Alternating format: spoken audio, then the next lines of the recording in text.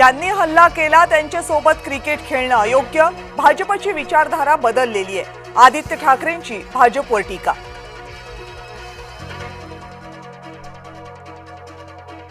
खासदार धैर्यशील मोहिते पाटील सोलापूरचे वाल्मिक कराड। अकलूज परिसरात 16 ते 17 जणांची हत्या केली।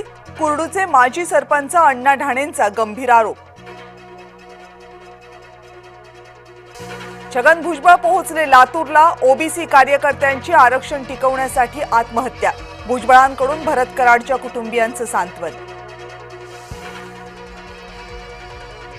अनुसूचित जमातीमध्ये बंजारांचा समावेश करा, धनंजय मुंडेंचं मुख्यमंत्री देवेंद्र फडणवीस यांना पत्र। जालन्यामध्ये बंजारा उतरले रस्त्यावर। आदिवासी श्रेणीचं आरक्षण मागण्यासाठी बंजारांचं आंदोलन। नाशिकमध्ये ठाकरे गट आणि मनसेचा एकत्र मोर्चा। मोर्चामधून मनसे आणि ठाकरे गटाचं शक्ती प्रदर्शन।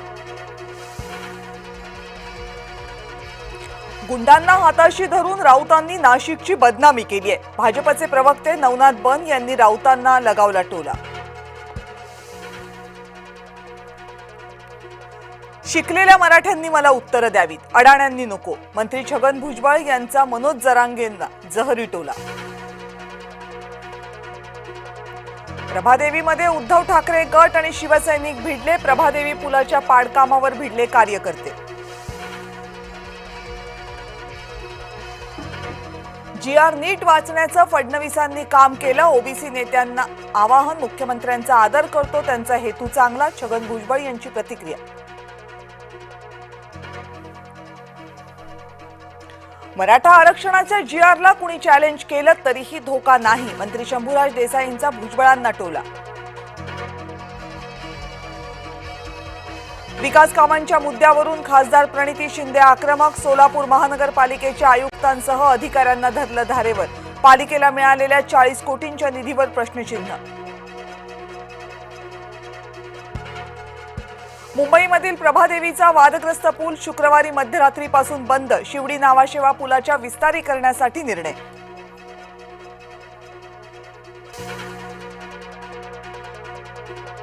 लातूरमध्ये हमी भावापेक्षा कमी भावानं शेतीमालाची खरेदी। क्रांतिकारी शेतकरी संघटनेनं बंद पाडला बाजार। शिर्डीतील साईबाबा संस्थांमध्ये मोठा बदल। एआय प्रणालीमुळे दर्शन जलद आणि सुरक्षित होणार। कर्नाटकमध्ये शिवाजी स्टेडियम मेट्रो स्टेशनचं नाव काँग्रेसनं बदललं। कर्नाटक सरकारच्या निर्णयाचा मुख्यमंत्र्यांकडून निषेध। राहुल गांधींच्या नेतृत्वात काँग्रेस हरली 90 निवडणुका। मंत्री अनुराग ठाकूर यांच्याकडून लक्षवेधी दावा। रायबरेलीच्या विकास कामांवरून भर बैठकीत मंत्र्यांशी भांडले राहुल गांधी। मंत्री दिनेश सिंग यांनी राहुल गांधींचे आरोप फेटाळले। उपराष्ट्रपतींच्या शपथविधीला अजित पवार आलेच नाहीत। नवनिर्वाचित उपराष्ट्रपतींचा शपथविधी नवी दिल्लीमध्ये संपन्न।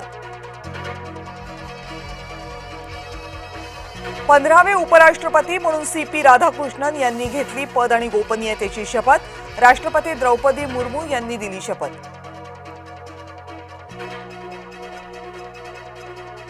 माजी उपराष्ट्रपती जगदीप धनखड उपराष्ट्रपतींच्या शपथविधीला हजर। अनेक दिवसांनी जगदीप धनखड माध्यमांसमोर।